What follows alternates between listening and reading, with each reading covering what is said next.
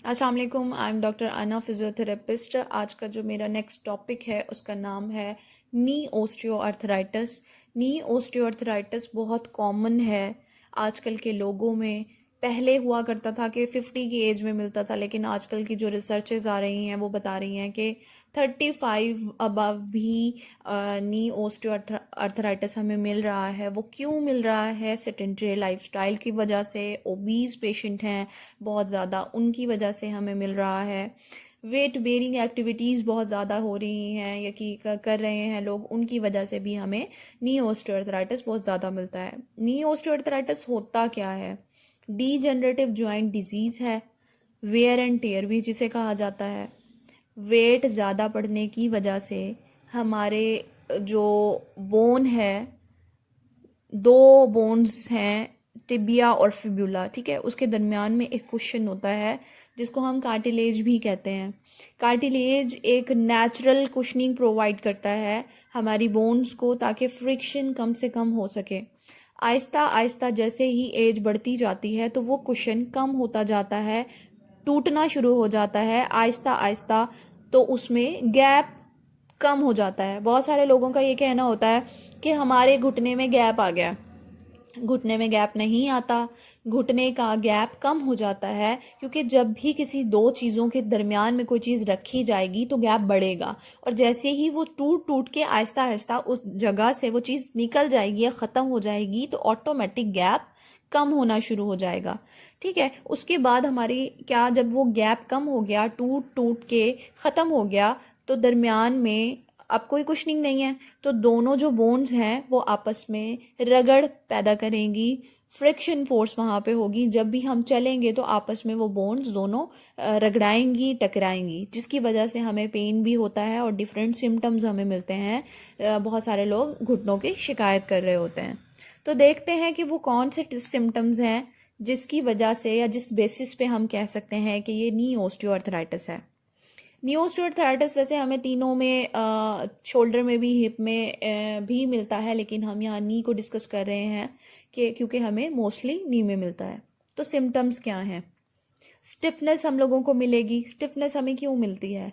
हमें स्टिफनेस इसलिए मिलती है कि मसल्स जो है, सराउंडिंग जो मसल्स हैं, यानी क्वाड्रिसेप मसल्स हैं, हैम्स या काफ मसल्स हैं, एंटीरियर जो हमारे मसल्स हैं सारे, वो क्या हो जाते हैं? टाइट हो जाते हैं। टिबियालिस जो हमारे मसल्स हैं वो भी सारे क्या हो जाते हैं? टाइट हो जाते हैं, जिसकी वजह से हम लोगों को वहाँ पे स्टिफनेस मिलती है या चलने में मसला होता है। पेन मिलता है। पेन हमें ज़्यादातर मीडियल साइड पे मिलता है। अब मीडियल को हम कैसे बताएंगे कि मीडियल साइड कौन सी होती है? जो घुटने की अंदर वाली साइड है, ठीक है, टांग की जो अंदर वाली साइड होती है वो मीडियल साइड होगी, और जो बाहर वाली टांग की साइड है, घुटने के जो बाहर वाली टांग टांग की साइड है, उसको हम लेटरल साइड कहते हैं।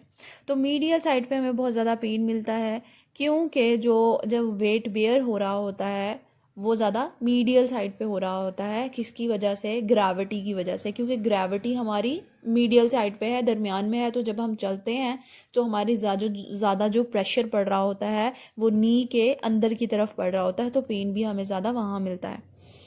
उसके बाद हमारे पास रेंज ऑफ मोशन आता है जो कम हो जाती है। Decrease the range of motion.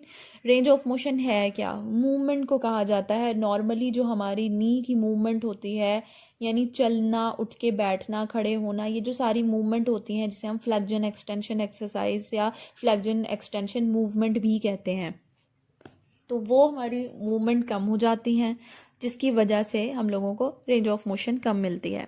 उसके बाद हमारे पास आता है स्वेलिंग।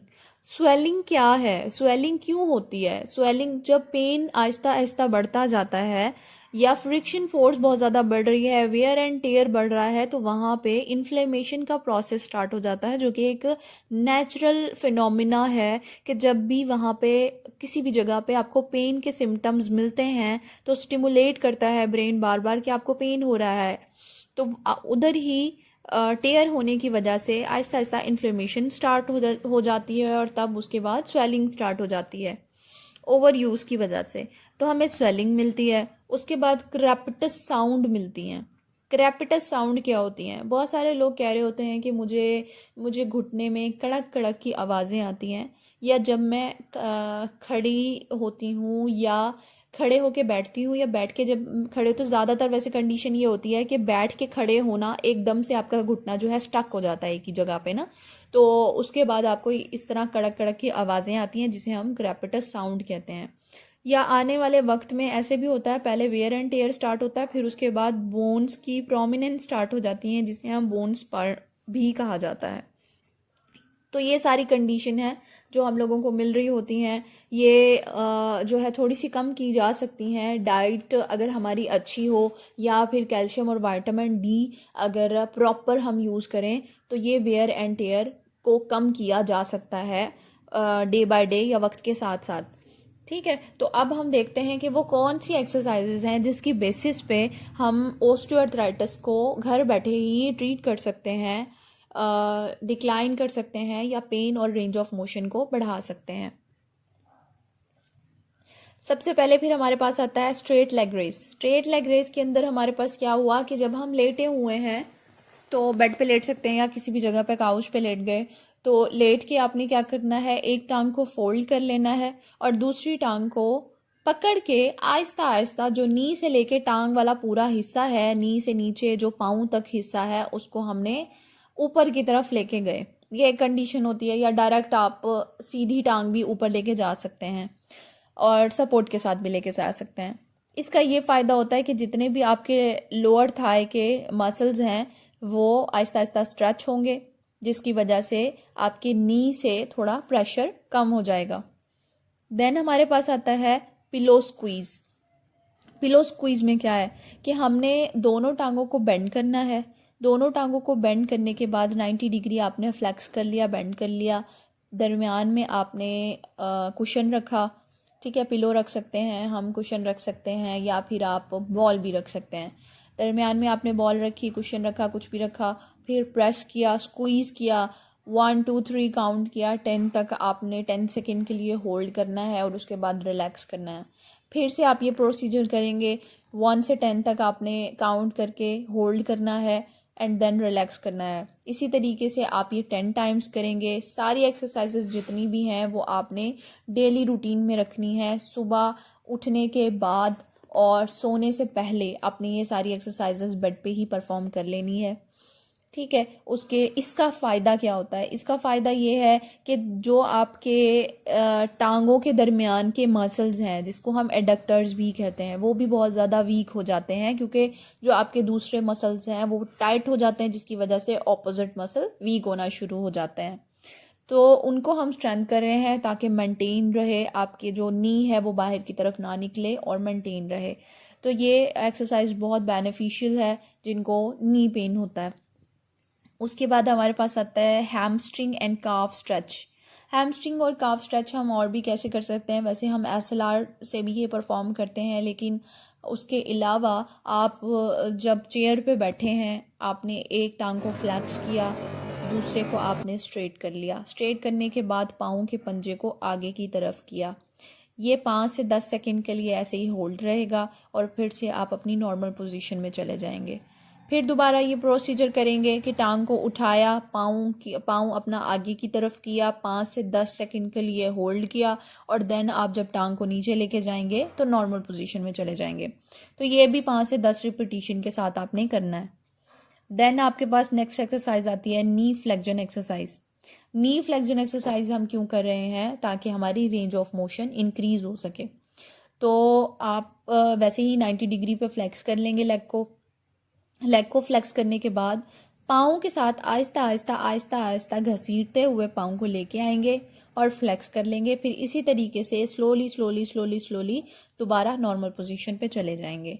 ये आप इस तरीके से भी कर सकते हैं, या दूसरा तरीका ये होता है कि आपने फ्लोर पे लेट जाना है और फ्लोर पे लेटने के बाद कोई एक कपड़ा रख लेना है जिसको आपने आहिस्ता आहिस्ता पाँव के साथ खींचना है। पाँव के साथ खींचते जाएं और फिर वापस लेके जाएं स्लिवरी मूवमेंट में। ये भी एक बहुत अच्छा तरीका होता है जो विदाउट लोड के, आप लोड नहीं डाल रहे अपने नी पे, आपका सारा लोड जो है आपके पाँव पे और आहिस्ता आहिस्ता आप उसको फ्लेक्स कर रहे हो। तो ये कंडीशन है। उसके बाद आप जो है एक्सरसाइज आपकी आती है स्टैटिक क्वाड्स। स्टैटिक क्वाड्स आप क्यों करते हैं? प्रेस कर। स्टैटिक क्वाड्स हम क्वाड्स को स्ट्रेंथ करने के लिए कर रहे होते हैं। आपने क्या करना है, सीधा लेट जाना है। लेटने के बाद नी के नीचे पिलो रखना है, कुशन रखना है, या बॉल भी रख सकते हैं। ये रखने के बाद नी को आपने प्रेस करना है। आप प्रेस करेंगे नी को, जैसे जैसे आप प्रेस करते रहेंगे कुशन स्क्वीज होता रहेगा या फिर बॉल स्क्वीज होती रहेगी।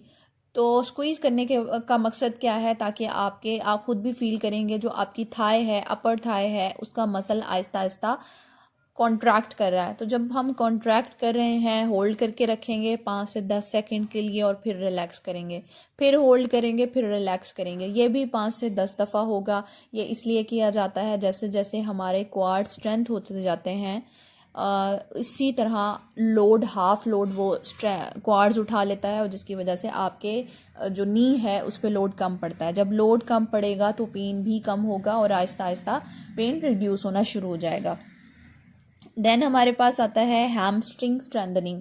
ये भी बहुत इंपॉर्टेंट है। बहुत सारे जो लोग हैं वो स्ट्रेंथनिंग क्वाड्स की तो कर लेते हैं, लेकिन हैम्स की स्ट्रेंथनिंग नहीं करते हैं, जिसकी वजह से ओवरलोड हो जाता है। यानी एक तरफ के मसल्स को अगर हम बहुत ज़्यादा स्ट्रेंथ अप कर लें और दूसरे मसल लूज हों तो तब भी प्रॉब्लम होता है। मेंटेनेंस नहीं रहती, बैलेंस नहीं रहता मसल्स में, और एक साइड पे जो है आपका जॉइंट शिफ्ट हो जाता है। तो इसी वजह से हम हैम्स की भी करेंगे। कैसे करनी है, प्रोन लेट जाना है। उल्टे लेटने के बाद आपने टांग को पीछे की तरफ उठाना है। पीछे की तरफ उठाते वक्त आपने कोई पाँव के ऊपर लोड बांध लेना है, ठीक है।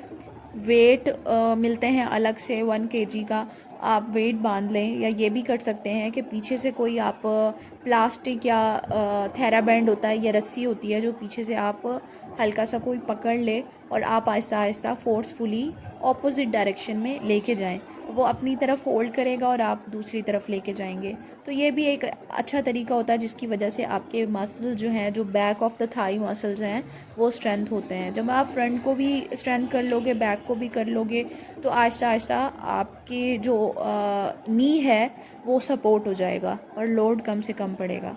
तो ये मेरी सारी एक्सरसाइजेस थी। आई होप कि आपको ये फ़ायदा दें। आप कमेंट बॉक्स में भी मुझे बता सकते हैं, कोई भी चीज़ अगर पूछनी है तो वो भी पूछ सकते हैं। इंशाल्लाह मैं ज़रूर उसका रिप्लाई करूँगी।